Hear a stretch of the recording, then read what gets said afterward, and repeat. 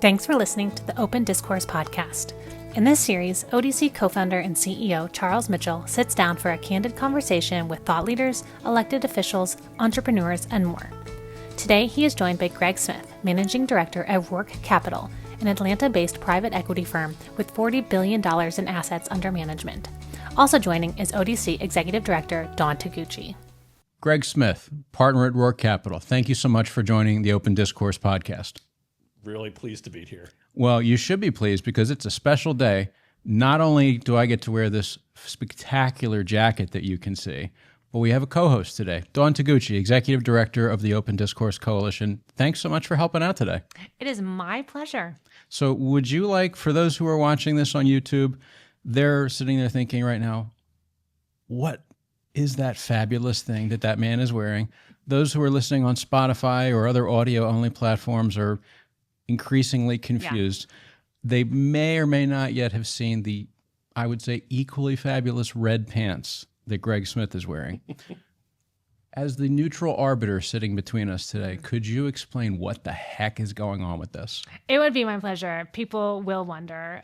We don't have affiliate links for people to buy their own versions yet, unfortunately. Yet, she says. I'm going to monetize this.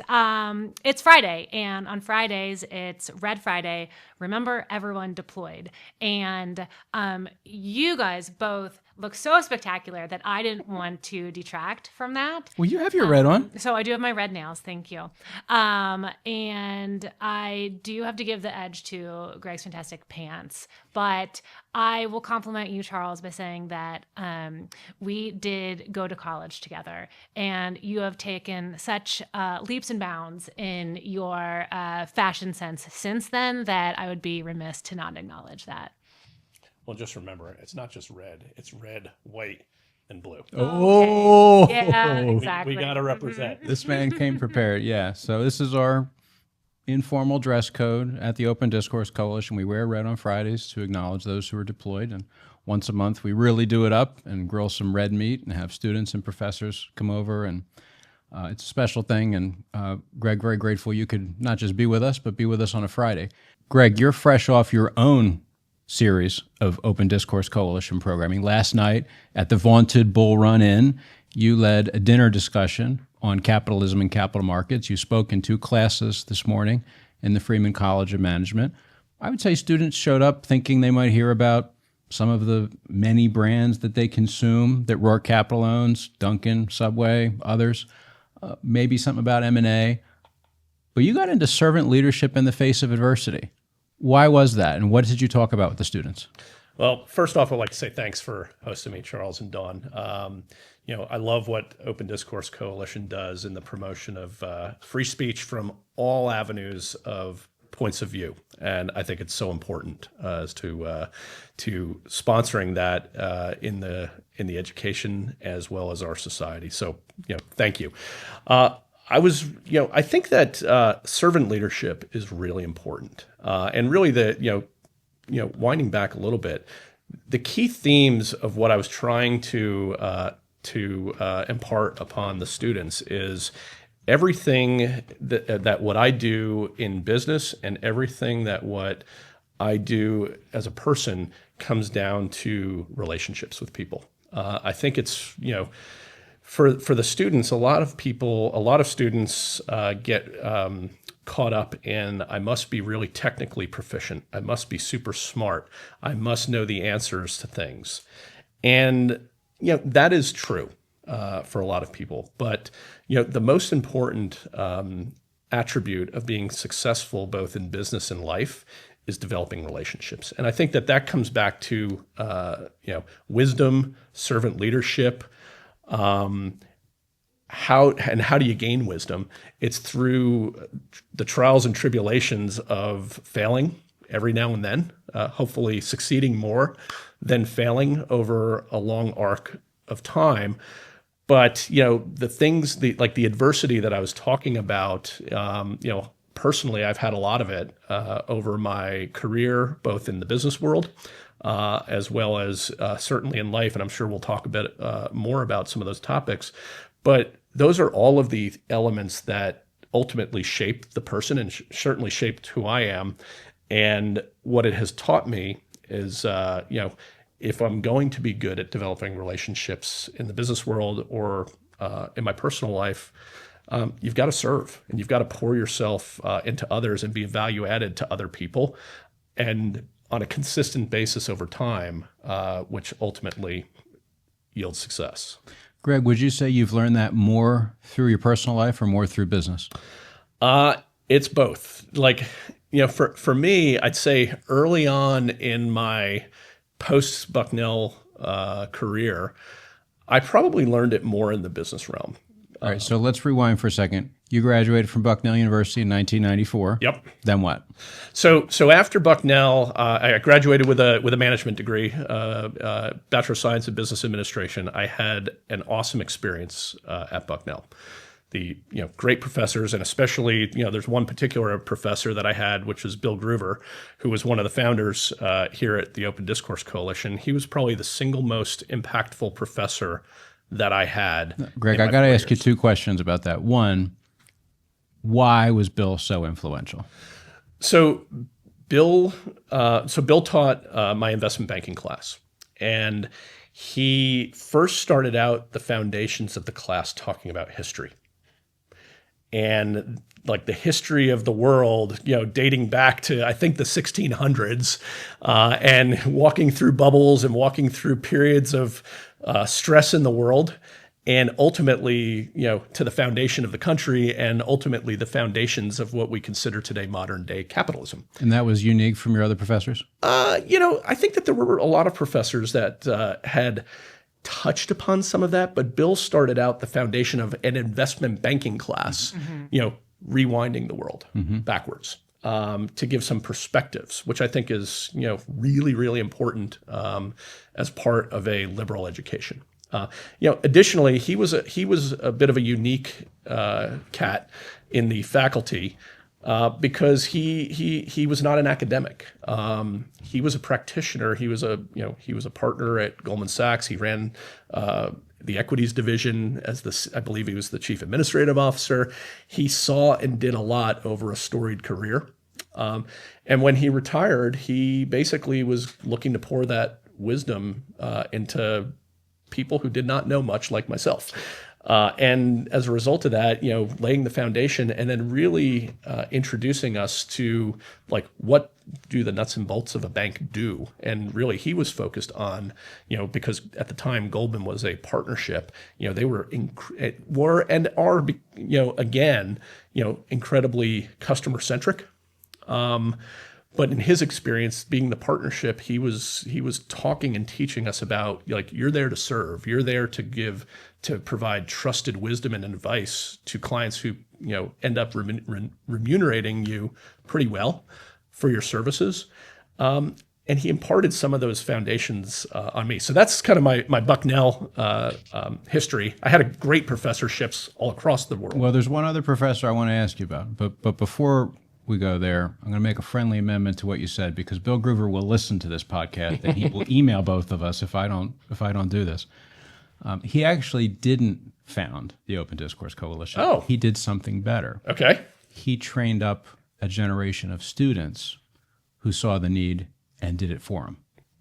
Aha. And we stand today. I mean, I was one of those students, but we stand on the shoulders of many others today who had the foresight and the generosity, unfortunately, before you and I, or you and Dawn and I had met, to do this. And I know Bill would want that to be said. Doesn't take anything away from him. In fact, I think by creating and investing in so many young people like Greg Smith, and I was one of his students too, and there are many others much more distinguished and intelligent and better looking than I am, even though they don't have this jacket.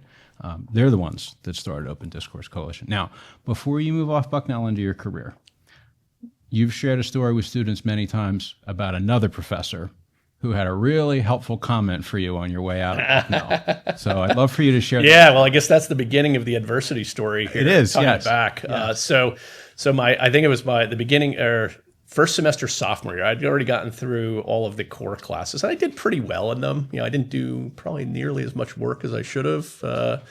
But by the first semester of my sophomore year, I took my first management class at Bucknell. It was MG 101, which was founded by a really amazing professor, John Miller.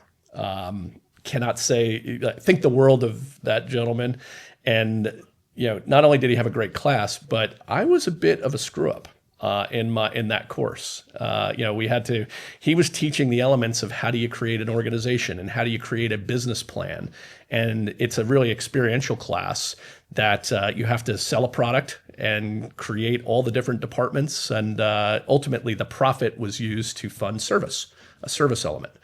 I was pretty lazy and I didn't contribute that much. What was your job?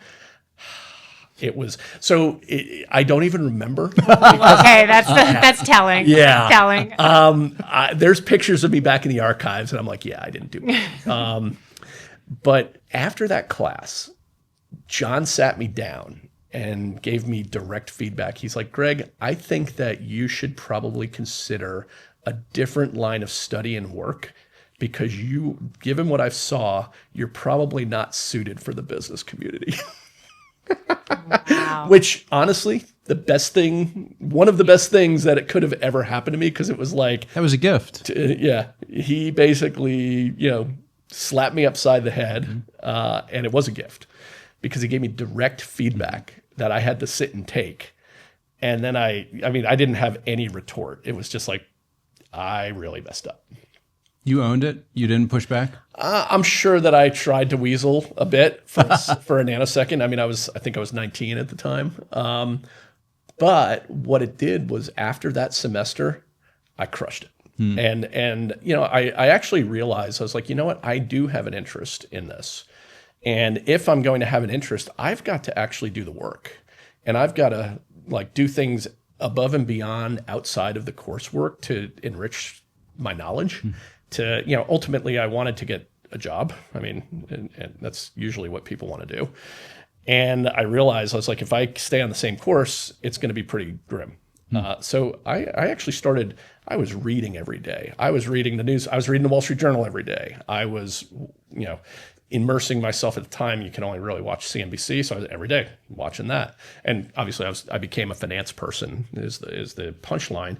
But it really changed the trajectory because I actually took that direct experience and started kicking some butt in my coursework, and ultimately, I was always a hustler. I always worked growing up. I was a waiter. I was a landscaper. I was a janitor in the summers. I did every which way of odd jobs because I didn't come from a background of wealth.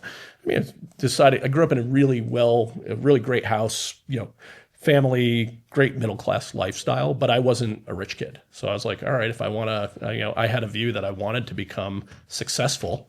I didn't know what that meant, to be honest with you, because success is not just wealth. It can be a lot of different things. And it is a lot of different things. But I did want to go, and eventually I thought I wanted to work on Wall Street. So I had to really up my game. All right. So let's move the tape forward. What's the next instance of adversity that you shared with students and that you want to share today? Yeah, so I started my career as an analyst in an investment bank. I worked at Prudential Securities, which was a kind of a secondish tier investment bank at the time. And that's no disrespect to what they were, but they were focusing on smaller and middle market growth companies. And I jumped into that, immersed myself, worked my butt off, was very fortunate to land with incredible mentors in the groups that I was with, very senior people who the social contract was if I worked my butt off and add value to them and had a willingness to learn a lot, they were going to pour themselves into me. And the gift that they were going to give me is to work a lot more. So that social contract played out, and it was really hard. The things that you hear about the finance world of 100-hour work weeks. Yeah, I did all that. But on the flip side, I was exposed to financing and working with companies as a 23, 24, 25-year-old and I was leading transactions and leading groups of teams by myself with a little bit of oversight. May have been malpractice. If they ever listen to this, they'll probably acknowledge. But my next piece of adversity after doing it, I did that for 7 years and rose through the ranks, got to mid-level vice president. I think I was 27 or 28 when the dot-com bubble burst.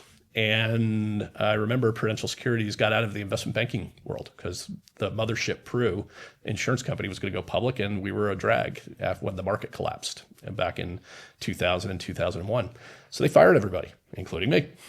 So I was, at that point, I was newly married, and we didn't have children. My wife and I had done a brief stint chasing the tech dream by moving to San Francisco, which I realized was an absolute mistake for me because I didn't know anything about technology. I was kind of chasing the bandwagon. And so we were living out in San Fran for a year, didn't really know technology. And I was a consumer product retail restaurant banker, and that's what I had developed expertise in. And then I was out of a job. But the good news is that my mentors taught me about relationships, and that was something that I had started to cultivate really keenly with everyone I met. I was trying to develop relationships with, and the good news is I flew back east, and I was hunting for a job the summer of 2001, June through August, and one of my mentors from Pru Securities. He was going to start up the new retail and consumer group at the Royal Bank of Canada, and he asked me to join him. And he was a mentor and a friend. And I started that new position within 3 months of getting fired on September 10th of 2001, which was an auspicious day to begin the next leg of my career, given what happened the next day. So went from adversity to calm to adversity yet again, more in the world. RBC's offices in New York were headquartered in Liberty Plaza across the street from the pit. They had to evacuate. I was not there because I was at that point based in the Atlanta office where my partner and I had been. I'd moved back to Atlanta because that's where I was doing my career at Pru, and the world was changed. And, I'm a mid-level vice president at that point trying to hey, what's your job description now? It's go out and generate revenue, go out and generate relationships. You're at a new bank in the US, which really wasn't established. Figure it out.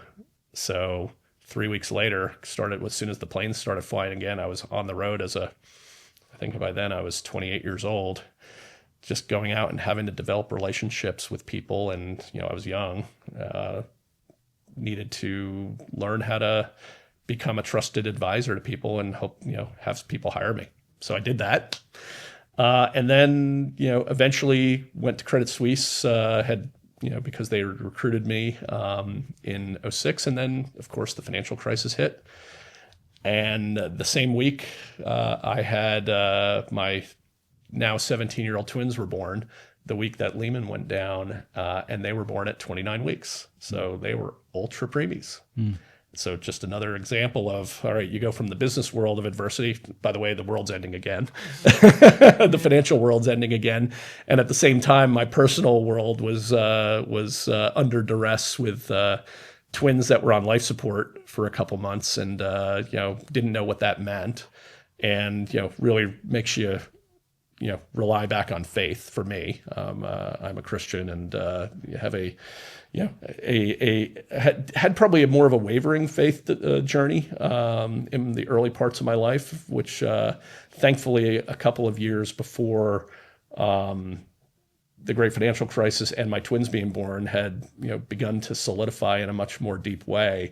And that literally brought me through that storm in the life and really set me up for the next chapters. Wow, it's powerful, Greg. Dawn, how did the students respond to hearing some of those instances of adversity last night? I think that it really hit home for them and it made it more real because it's very easy when you're in that position of planning out the start of your career to just be focusing on the hustle and the grind and the status that you hope to achieve. So you could tell last night how much that hit home, the reality, the life, the true kind of holistic picture of what students want to build and what they know that they will ultimately be facing in their own ways. What I was really trying to communicate to them is life is not linear. Right. I mean, if you think that you've got a plan and it's going to play out the way you think it is, God will basically laugh at you and There's change stuff your in plan Scripture about that. and allow you to change, allow you to grow further a different path. That's what I've learned over the years. How did you think the students responded to that, Greg? I thought that they were engaged. I don't know what they like. I think you're right. They were probably expecting me to talk about deals and whatnot. And I imagine you did. And no, we definitely did. But I was, one of the things that I love about like all the firms that I worked at, and it's really all the people I've worked with over the life of my career, they've always had a lot of humility. And I did not have a lot of humility early days of my career, I will tell you. Like, let's just be real. I was, thinking I knew the world and everything. Life tends to, smooth some of those edges down. It's not to say I don't have an ego, because to be successful there, you have to have both. But like the people I have worked with in the banking world have been really good people. The people I have worked with today at my current firm, Roark, are very values-based partners, up and down the entirety of the of the people that I work with. There's a lot of humility in people, and I think that that's the messages that I was hoping to bring forth to them. And I think that they reacted they were really interested, and they asked a lot of good questions, more personal questions. Once I think when you open up with some level of vulnerability to people, it does bring out their vulnerability. Right. And I think that was fun. I really enjoyed that. Wonderful. I have a pretty simple test for these things much as I respect each of your opinions and both of your opinions put together, I call it the bar test. Dawn and I have superintended a fair number of events on college campuses, Bucknell and otherwise. And if a substantial number of the students ask the speaker to stick around at the bar, then the speaker hit home. And you passed the bar test last night, Greg. It wasn't just because Dawn had her credit card down. You know what? But all kidding aside, they can get free booze elsewhere. That's true. This is Bucknell. I know it's Bucknell. Like, they can get free booze the home of the 1990 beer riots. Yeah, they don't need Dawn for free beer. And if they really wanted to, they would drink with their friends and not with you. They chose those who were legal age, I'm sure. I'm certain. To do it with you and to continue the conversation. And we've seen that many, many, many times, Dawn, with our past events. I say it in jest, but also I mean it. I'm serious. That tells you something. That tells you struck a nerve. That tells you there was something that they thought you had to offer that they wanted more of. Yeah, and that's also, I think, in our name, open discourse, some people often think about, well, that must just mean hot topics and politics and debate, but it is actually, like you mentioned, the vulnerability and open dialogue and relationships and connections that is the foundation of all of that, and being able to do any more of that successfully. And so that's, I think, what was neat about last night is how much of that dialogue was happening. Well, I'll give you an anecdote. As we were standing at the bar, one of the kids, we were talking about, some of the downsides of private equity. And, he was describing a paper mill that was taken over by a private equity firm. And that private equity firm had to go into a deep restructuring and fire a lot of people, which always is horrific. My dad, when I was growing up, was laid off and he was out of work for 3 years. And it was a traumatic experience to watch that for me. Mm-hmm. He got through it, and he was always, he was a hero because he was always planning for downside protection, and he managed through that. But hearing that story, the kid was like, "Look, that's where private equity can become kind of evil," and I like, not knowing the full situation, like that could be true. Mm-hmm. But here's another way to think about it: like, if this industry has so much overcapacity in an industry that the entire industry is going down. And there's probably international forces that, we're hearing about a lot of those topics today, of some of the, unfair trade practices and whatnot, but it's like this industry may have been impacted and there's just too much capacity. And and this firm may have made this investment to restructure and have to reduce capacity, and it might be 2 or 3 years of some real pain. And then once they get it to a point where it can be productive, and then grow back. Not everybody sees that point of view, and I was just giving a straw man as a here's another way that could be. You have to do more research and really delve into it. And I think that was a good back and forth where he's like, wow, I hadn't thought about that. I was like, look, I don't know what the facts and circumstances are. You made it, like we weren't delving in, but there's also different ways to see the same thing. And sometimes like two things could be right at the same time. There is a personal cost that is really horrible. And I personally experienced that in my own family when I was in 7th grade for a similar situation. And but there's also could be the opposite as well, and they can both be true at the same time. I think that's at the heart of our mission, giving someone another point of view that they never heard that makes them think. Doesn't mean they have to agree with you, but makes them think. And I mean, much like that gift that Professor Miller gave you of kind of a 2x4 to the head, sometimes that is the greatest gift that we need to receive. But another times, that gift that we need to receive is an opinion we'd never heard, a different way of interpreting the same facts that's grounded, that is calm, that is civil, that makes us reconsider. That's what we're all about. Greg, that brings me to another question. You thanked Dawn and me earlier for having you. I really think the thanks are due to you. I don't think I know another alum who doesn't work for ODC who comes back to campus as much as you do and invests in students. It's one thing to come back to campus and go to a football game, go to a cocktail party, whatever. Hanging out with students for hours, as you did last night and as you have basically all day today, that's real commitment. It must mean that you have a real commitment to those students and to your alma mater and to our mission of Open Discourse. Why are you so passionate about this? So it's a great question because if you looked at, so I've been out of school now 31 years. For the first 28 years out of school, I actually hadn't been back on campus. I keep in touch with friends of mine, fraternity brothers, others who I mean, there's a huge Bucknell network in the business community that I do interact with, but I just never been back.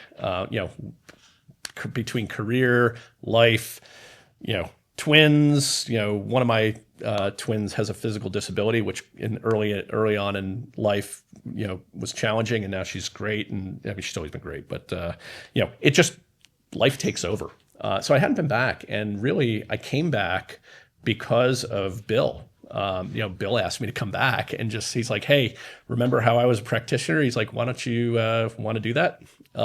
So when I did it, like I caught the bug. I mean, we did it 18 months ago, or I think it was the first time I was back in was it April of 2024.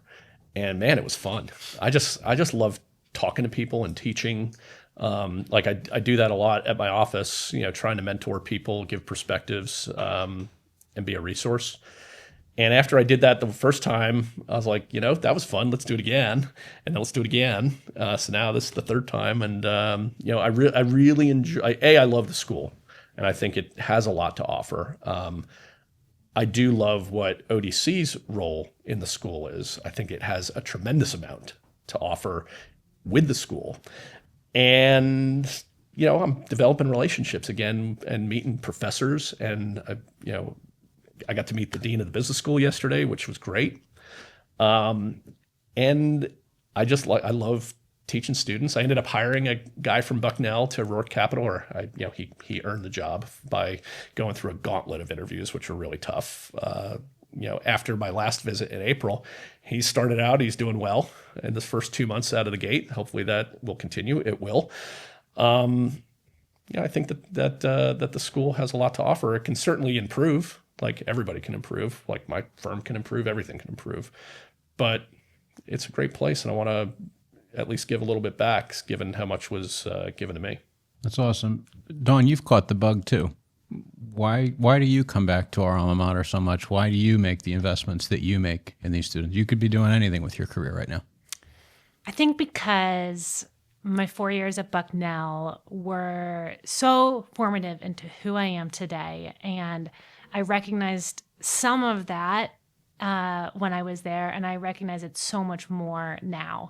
And I think that culture has changed significantly, and I want students to have the same experience I did, to grow that much, to be pushed, to challenge themselves, and to be willing to make mistakes and have the people that surround them that help hold them accountable and raise them up to try again.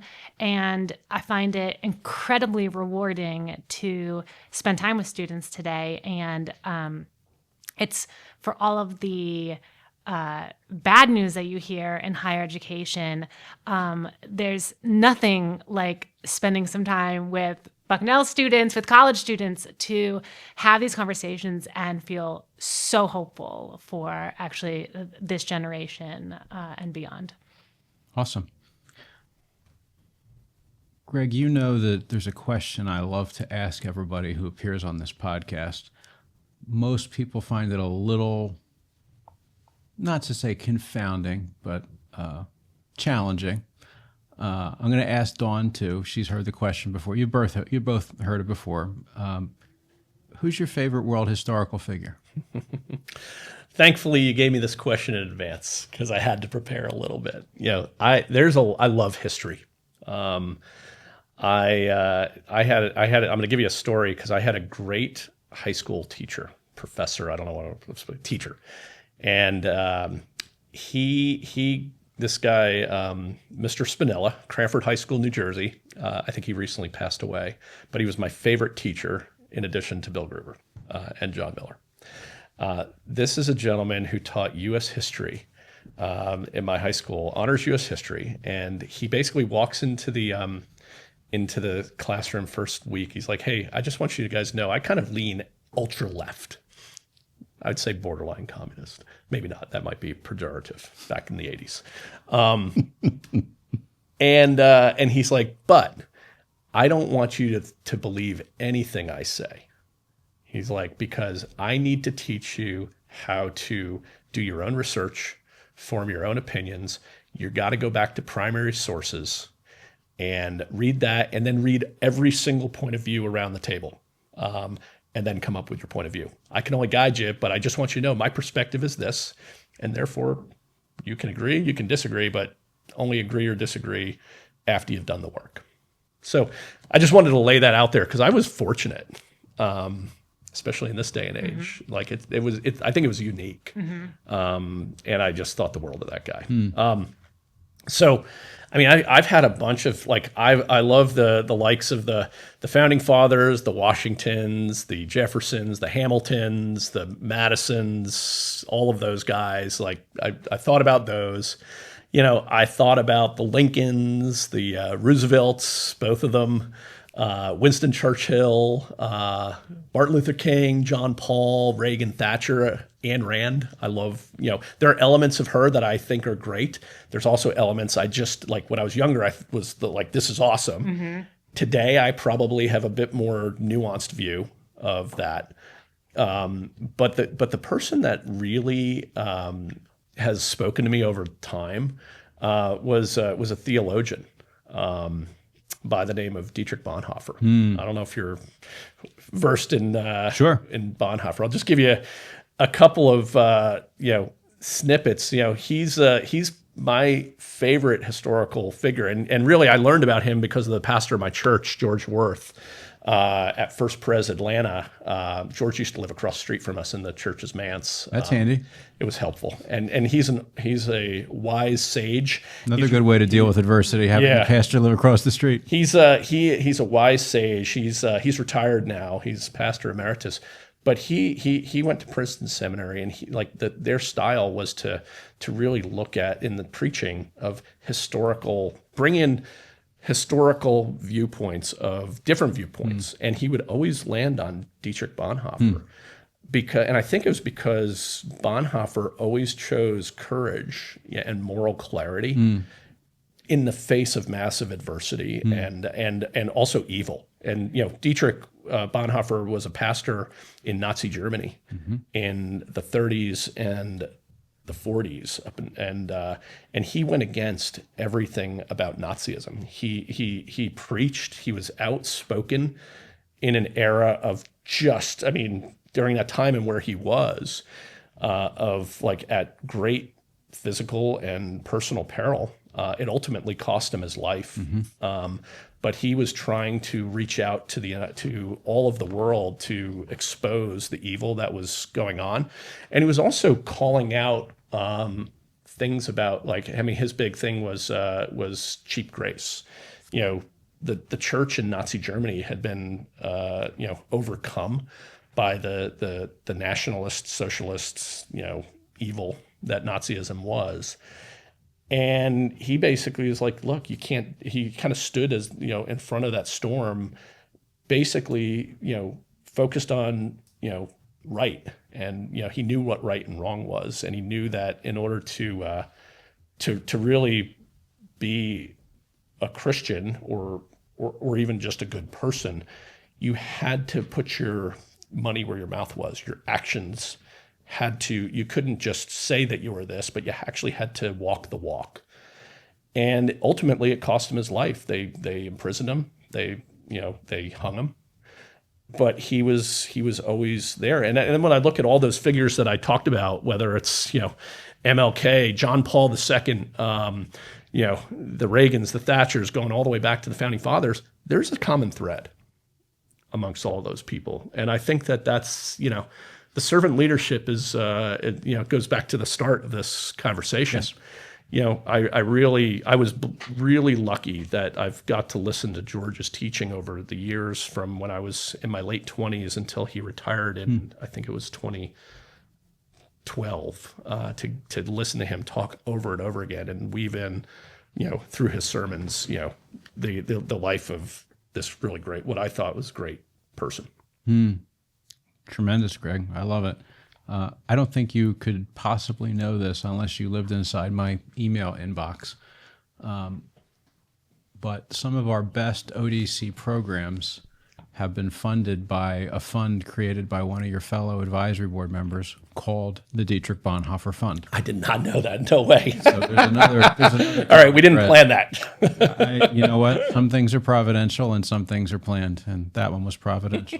So I love that.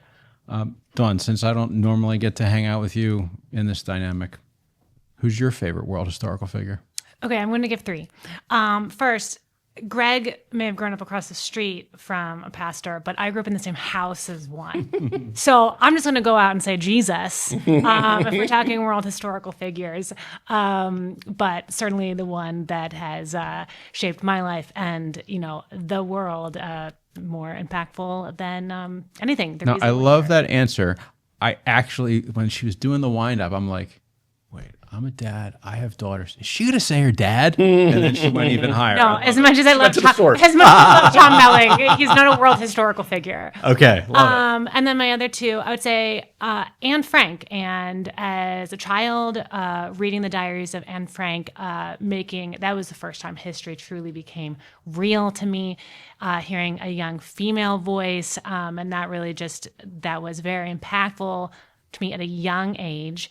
And then I think then later in college and then in my career, I'm going to throw out Ronald Reagan. And my funny story here is that in college, I barely knew anything about Reagan. It's like all of my history classes stopped right before we got to more modern. You ran out of time. It was the summer. Exactly. That's exactly right.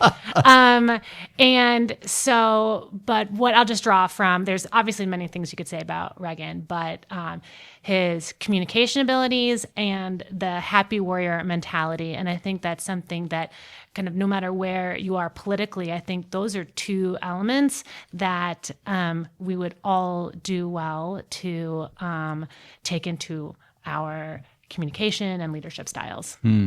Love it. As you well remember, President Reagan was on the wall in my dorm room. So I like all those answers.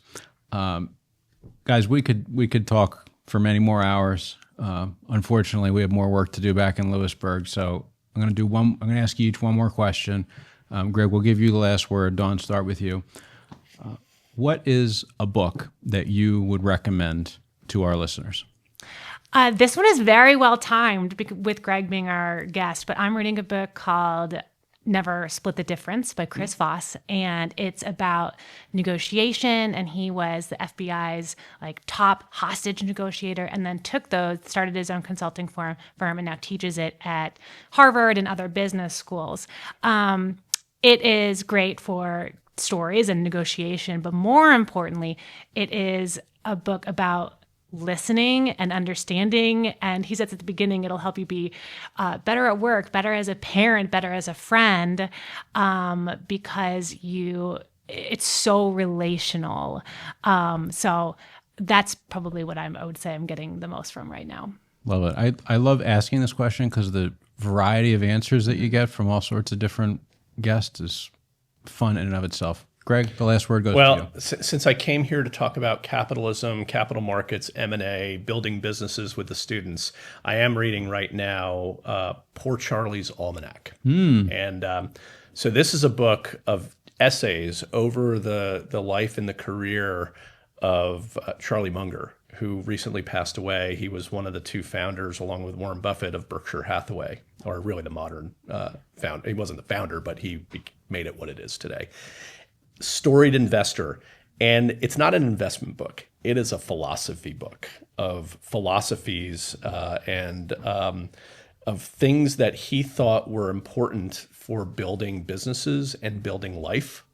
And it's like, it's not about numbers. It's about philosophy. Like he had like 6 or 7 mental models that incorporated history, philosophy, psychology, math, traditional finance, risk management, how to worry about the downside, like don't die when you're investing in things. But also, a lot of these essays, are, really relatable to the business world and what he was, which was one of the best investors ever to walk the planet.